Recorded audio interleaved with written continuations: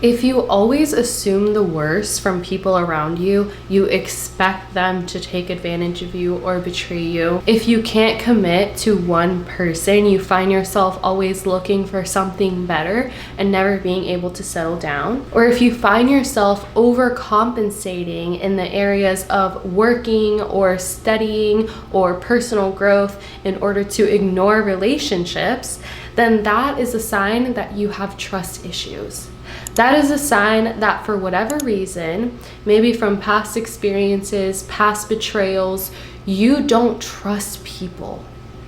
You don't trust yourself. In this video, I'm going to cover how to know if you have trust issues, how to heal that, and how to improve your relationships.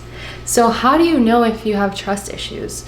Well, if you've been hurt and betrayed by others in the past, if you don't have good role models as your parents, if you didn't see your parents as being healthy and loving towards each other, if you find yourself doubting people's intentions all the time, like you always assume the worst.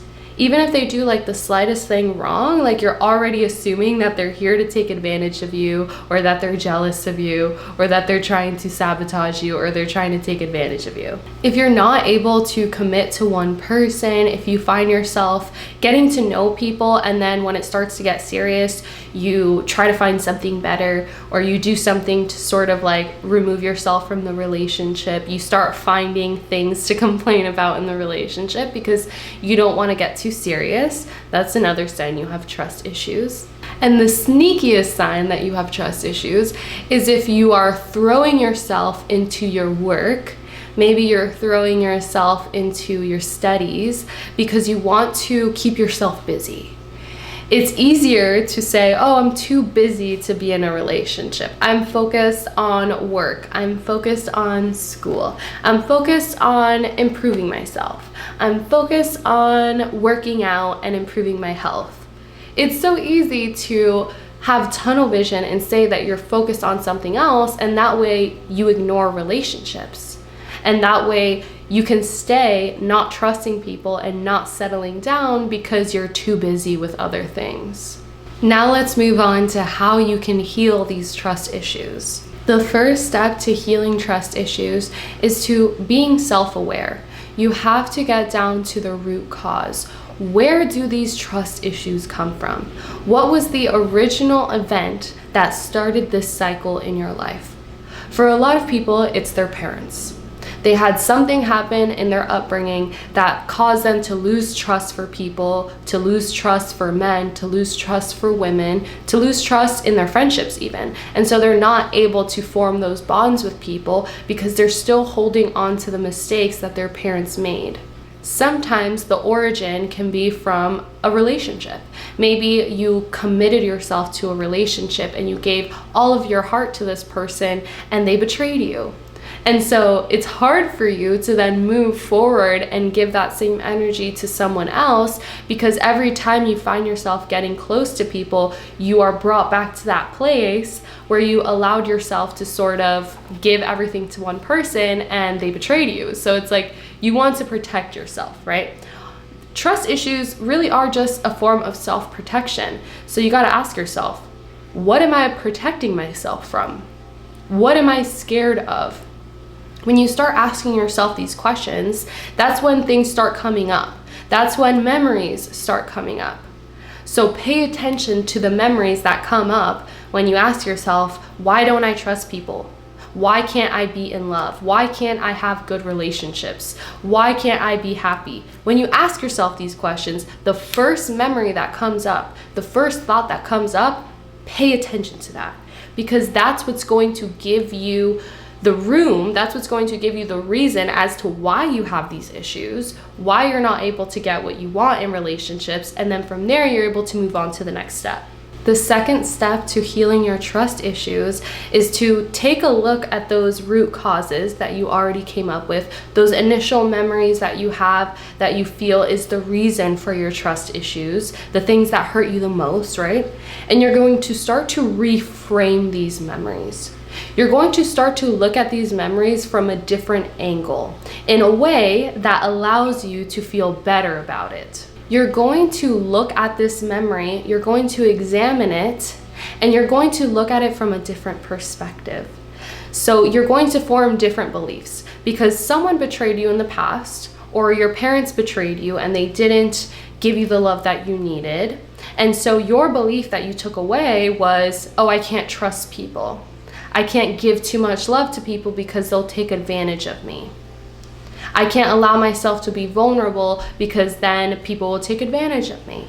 So you're going to reframe that and look at that from a different perspective. Instead of choosing the belief that all people are horrible and you have to protect yourself and you can't trust people, reframe it as in, I need to find someone who is worthy of my trust. There are people that I can trust out there. I know the signs of the people who I don't need to trust. You're going to form a new belief from it. So the easiest way to do this is to put yourself in the situation of the other person that betrayed you. You want to start humanizing them a little bit, because in our minds, we demonize people who have betrayed us and we think that they had these like horrible intentions and they planned right from the beginning to do this to us. And 99% of the time, it's not the case. Most of the time, the people that are betraying us are being betrayed, right? There's someone in their life that has done something to them that they haven't healed from. And so now they're projecting that onto us, and that's why they've done this to us, right? Especially if it comes to your parents. Their parents probably did worse things to them, and they think that they're doing so much better, but it's still hurting you, right? So you have to put yourself in their shoes. Start to forgive the things that they have done. Start to look for the positives, right? Finding gratitude is extremely powerful. If you're able to find gratitude in a situation where somebody hurt you, that's the best way that you're able to reframe this pain and be able to move forward. You don't want to see yourself as this victim anymore. You want to see how you participated as well. The most powerful thing that you can do is actually to change the memory.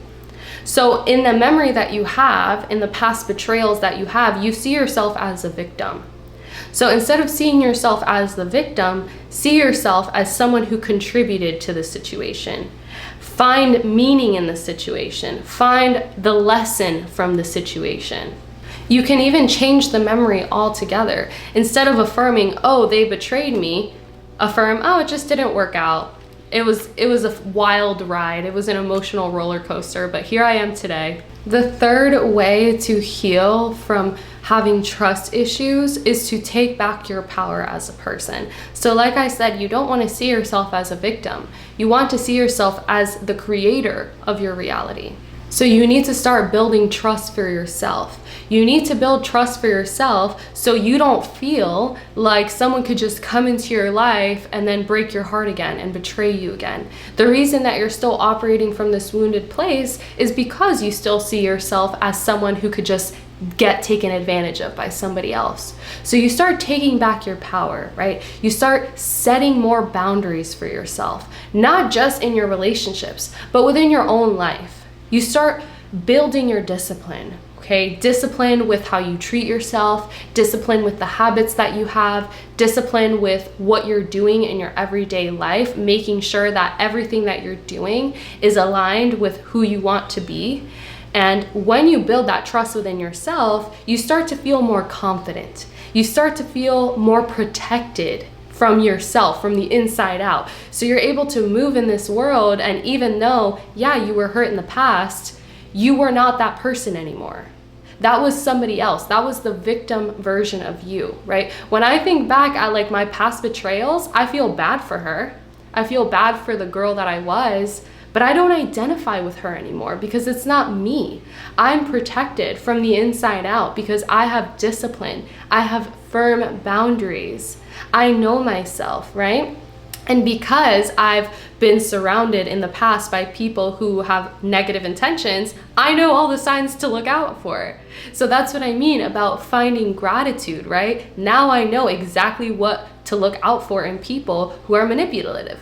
Now I can help the clients that come to me and want advice. I can help them have discernment in their relationships and find the right people to bring into their lives, because I've already experienced every single type of betrayal you could possibly experience. And so now I have that information to bring forward, but I let go of the trauma. So this betrayal can be a superpower for you. As soon as you let go of the pain, but you keep the lesson, that's when you get to the next level in your relationships. So now moving on to how we can improve our relationships now that we've healed our trust issues. The first thing that you have to learn and you have to really understand is that you attract people based on your beliefs. The things that you expect out of this world, that's exactly what you're going to get. And the reason these patterns keep repeating and you're scared to trust people again is because you're still operating from a wounded state, right? So you have to choose the new beliefs that you want to carry forward. It doesn't matter what happened in the past. It doesn't matter if every single person that you've met has taken advantage of you. You don't have to carry that belief forward, because if you keep that belief, guess what?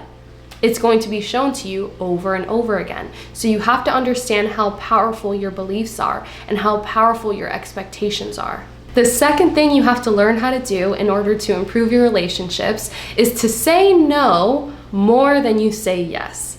So this is coming back to setting healthy boundaries. I have a whole playlist on setting boundaries. You want to be able to tell people no. You have to start practicing telling people no.